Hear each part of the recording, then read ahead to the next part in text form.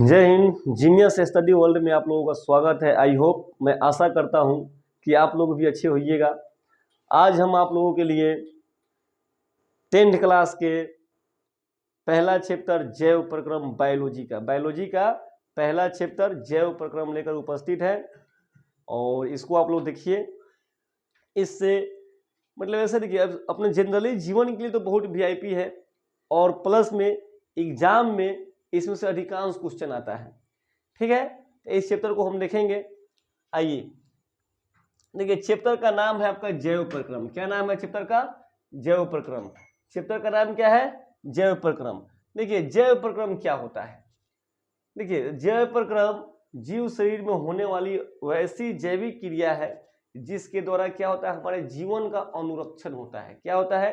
यानी हमारे शरीर में होने वाली वैसी क्रिया जो हमारे जीवन के लिए रक्षा प्रदान करता हो, उसको हम क्या कहते हैं? जैव प्रक्रम। क्या कहते हैं? जैव प्रक्रम। जैव प्रक्रम जीव शरीर में होने वाली वैसी क्रिया है जिसके द्वारा हमारे शरीर का क्या होता है? अनुरक्षण होता है। उसको हम क्या कहते हैं? जैव प्रक्रम। जैव प्रक्रम के अंतर्गत देखिए, हम पोषण करते हैं तभी तो जीवित रहते हैं। अगर हम खाना नहीं खाएंगे तो क्या जीवित रहेंगे? नहीं। तो पोषण क्या है? जैव प्रक्रम का एक भाग है। हम पोषण करते हैं तभी हम जीवित रहते हैं। उसके बाद श्वसन। श्वसन की क्रिया करते हैं तब जाके हमारा भोजन क्या होता है? पचता है। तो ये भी क्रिया करते हैं तब जाके हम जीवित रहते हैं। ठीक है, श्वसन। उसके बाद है क्या? परिवहन। हम भोजन को जैसे मुख गुहा में अपना डालते हैं, तो भोजन को चबाते हैं, तब भोजन वहां से क्या होता है? खिसक कर ग्रास नली में, उसके बाद अमाशय में, छोटी आंत, बड़ी आंत, मलाशय में, गुड्डा में जाता है। यानी क्या होता है? भोजन का परिवहन होता है। हमारे शरीर में ब्लड सर्कुलेशन एक जगह से दूसरा जगह जाते आते रहता है। इसको क्या कहते हैं? परिवहन कहते हैं। क्या कहते हैं? परिवहन। और उसके बाद में हमारा आखिरी जो है उत्सर्जन है। क्या है? उत्सर्जन। यानी कि जो हम पोषण करते हैं, अब पोषण करने के बाद श्वसन की क्रिया द्वारा भोजन को पचाते हैं। अब पचे हुए भोज्य पदार्थ क्या होता है? हमारे शरीर में परिवहन होता है। अब परिवहन के उपरांत जो भोजन का अवशिष्ट पदार्थ होता है, जो हमारे शरीर के लिए हानिकारक होता है, यानी वैसे भोज्य पदार्थ, वैसा जैविक क्रिया के उपरांत वैसा बना हुआ पदार्थ जो हमारे शरीर के लिए क्या होता है? हानिकारक होता है, उसको शरीर से बाहर निकालने की क्रिया को हम क्या कहते हैं? उत्सर्जन कहते हैं। क्या कहते हैं? उत्सर्जन। जैसे मल मूत्र, पसीना, बलगम, ये सब क्या है? हमारा क्या है? म्यूकस। ये सब क्या है? हमारे शरीर में उत्सर्जित पदार्थ है। इस उत्सर्जित पदार्थ को शरीर से बाहर निकालने की क्रिया को हम क्या कहते हैं? उत्सर्जन कहते हैं। तो देखिए, जैव प्रक्रम के अंतर्गत ही हम पोषण करते हैं। जैव प्रक्रम क्या परिभाषा क्या बताया? वैसी क्रिया जो हमारे शरीर के लिए क्या हो? जीवन रक्षी हो, उसको हम जैव प्रक्रम कहेंगे। तो पोषण हमारे शरीर के लिए जीवन रक्षी है। अगर हम पोषण नहीं करेंगे तो हमारी मृत्यु हो जाएगी। पोषण करने के बाद श्वसन। श्वसन है, श्वसन द्वारा भोजन पचता है। उसके बाद परिवहन होता है भोजन का। और हमारे जो पदार्थ हमारे शरीर में जो क्या होता है? पचे हुए भोज्य पदार्थ है ना, पचने के बाद में जो अवशिष्ट पदार्थ बनता है जो हमारे शरीर के लिए हानिकारक होता है, अगर उसको अपना हम शरीर से बाहर नहीं निकालते हैं तो हमारा क्या हो जाएगा? मृत्यु हो जाएगा। यानी सब हमारे जीवन के लिए क्या है? जरूरी है। इस सारी क्रिया को करते हैं, इस सारी क्रिया को करना ही क्या कहलाता है? जैव प्रक्रम कहलाता है। ठीक है। देखिए क्या होता है, जब मूत्राशय मूत्र वगैरह होता है, देखिए किसी किसी का क्या होता है? मूत्र वगैरह बंद हो जाता है, उसका पेट की थैली क्या होती है? बढ़ जाती है, और क्या होता है? उसको पाइप द्वारा बाहर निकालना पड़ता है। ठीक है।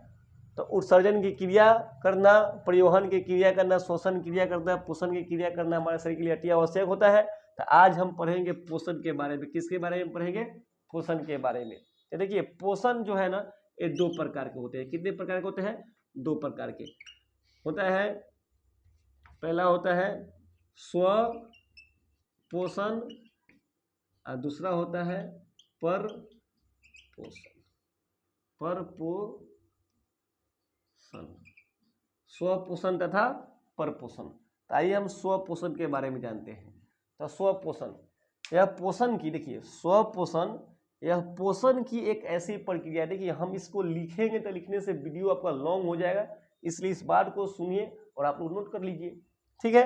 पोषण, स्वपोषण। स्वपोषण, इसका हम डिफिनीशन देंगे। कैसे डिफिनीशन देंगे? डिफिनीशन देंगे, स्वपोषण परपोषण की एक ऐसी प्रक्रिया है। स्वपोषण परपोषण की एक ऐसी प्रक्रिया है जिसमें जीव अपना भोजन स्वयं बनाता है। उसको हम क्या कहते हैं? स्वपोषण कहते हैं। जैसे समस्त हरा पौधा, समस्त हरा पौधा, जितने हरे पौधे हैं सब क्या है, स्वपोषी है, सब अपना भोजन स्वयं बनाता है। अब हरे पौधा अपना भोजन स्वयं बनाता है, वो कैसे, किस प्रकार, तो आइए इसके बारे में हम जानते हैं इस फिगर के द्वारा। देखिए यहाँ पर क्या हो गया, एक बना हुआ पौधा आपको दिखाई दे रहा होगा। इस पौधा के जो जड़ है यहाँ पे है, जड़ में क्या होता है, मिट्टी के अंदर जल और खनिज घुलित मात्रा में होता है। तो यहाँ से जड़ क्या करता है, जड़ में एक मूल रोम होता है, क्या होता है, मूल रोम। ये मूल रोम के द्वारा जड़ क्या करता है, जल को क्या करता है, ग्रहण करता है, और जल को ग्रहण करके अवशोषित कर यहाँ तना में लाता है। और यहाँ क्या होता है, जाइलम ऊतक, क्या होता है, जाइलम ऊतक। जाइलम ऊतक क्या करता है, जल को अवशोषित कर लेता है, और जल को अवशोषित कर जाइलम ऊतक क्या करता है, जल को ऊपर की दिशा में, पूछता है एग्जाम में पूछा गया क्वेश्चन है कि जाइलम की दिशा किधर होता है, तो गुरुत्व के विपरीत दिशा में। हम जानते हैं कि गुरुत्वाकर्षण बल के बारे में, जब कोई चीज ऊपर फेंकते तो क्या गिरता है, नीचे की तरफ गिरता है। और जाइलम ऊतक क्या करता है, जल को ऊपर की ओर ले जाता है, यानी कहने मतलब गुरुत्व के विपरीत दिशा में। तो जाइलम क्या करता है, जल को अवशोषित करता है, अवशोषित करके ऊपर की दिशा में लेकर चल देता है। और इधर से क्या जाता है, जल कहाँ आता है, पत्ती में। तो मान लीजिए यहाँ पत्ती में इसमें क्या आ गया, जल आ गया, जल हो गया। और देखिए यहाँ पर मान लीजिए सूर्य है, क्या है, सूर्य है। तो सूर्य का प्रकाश, सूर्य के प्रकाश में को क्या करता है, पत्ती में पाया जाता है क्लोरोफिल। क्या पाया जाता है, क्लोरोफिल। पत्ती में क्या पाया जाता है, क्लोरोफिल। ये क्लोरोफिल क्या करता है, सूरज के प्रकाश को क्या करता है, अवशोषित कर लेता है। सूरज के प्रकाश को क्लोरोफिल क्या करता है, अवशोषित कर लेता है, और जल को ग्रहण कर लेता है पत्ती, ठीक है। उसके बाद में वायुमंडल से, कहां से, वायुमंडल से, वायुमंडल से CO2 गैस, CO2 गैस को ग्रहण कर लेता है। जड़ से जल एवं खनिज लवण हो गया। उसके बाद में पत्ती में क्लोरोफिल वर्णक पाया जाता है, जो सूरज के प्रकाश को अवशोषित कर लेता है, और वायुमंडल से CO2 गैस को ग्रहण कर पत्ता क्या करता है, पत्ती में ना भोजन बनता है। देखिए, और कार्बन डाइऑक्साइड गैस हो गया, जल हो गया, H2O जल हो गया, ठीक है। कार्बन डाइऑक्साइड गैस कहाँ से लिया, वायुमंडल से। जल कहाँ से लिया, जड़ से। हो गया क्लोरोफिल, पट्टी में पहले से मौजूद था, सूरज के प्रकाश को अवशोषित किया, और तब जाके भोजन बनाता है क्या, ग्लूकोज, ग्लूकोज क्या बनाता है, ग्लूकोज C6H12O6। देखिए जो 6 दिया गया है यहाँ पर, इसको संतुलित करने के लिए दिया गया है। देखिए यहाँ कार्बन का 6 गो, ऑक्सीजन 12 गो है। कार्बन 6 गो, ऑक्सीजन 12 गो, यहाँ ऑक्सीजन क्या है, एगो है, नहीं इसमें 12 से गुना, तब 24 गो ऑक्सीजन है। तो इधर भी देख लीजिए, आपका 24 गो ऑक्सीजन पूछ जाएगा। देखिए 6 दूना 12 गो, 6 दूना 12 गो, 6 गो 18 गो, 6 गो से यहाँ गुना गो 24 को संतुलित करने के लिए दिया गया। इससे आप घबराइएगा नहीं, ठीक है।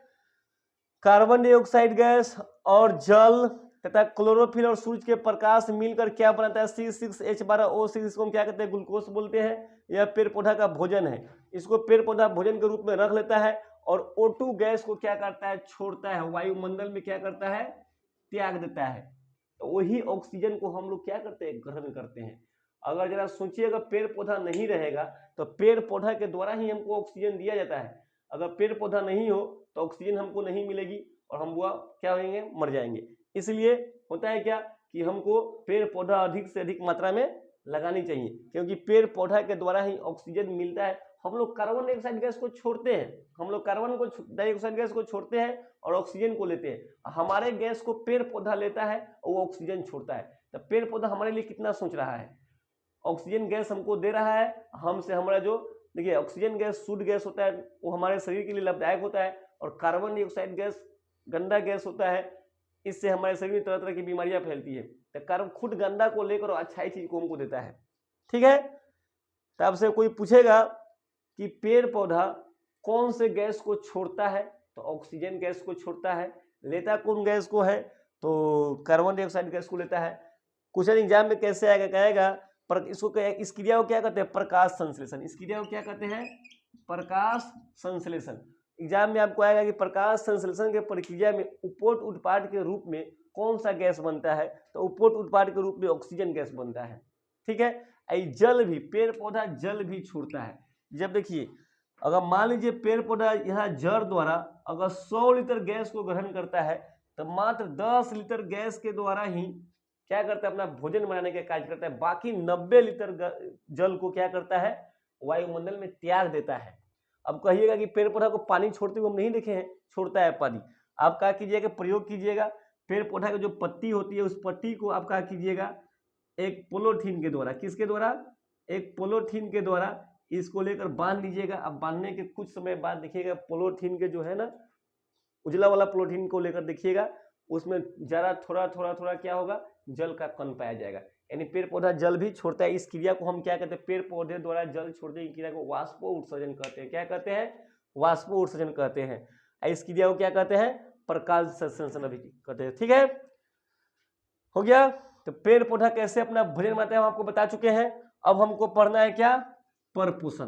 क्या पढ़ना है, परपोषण।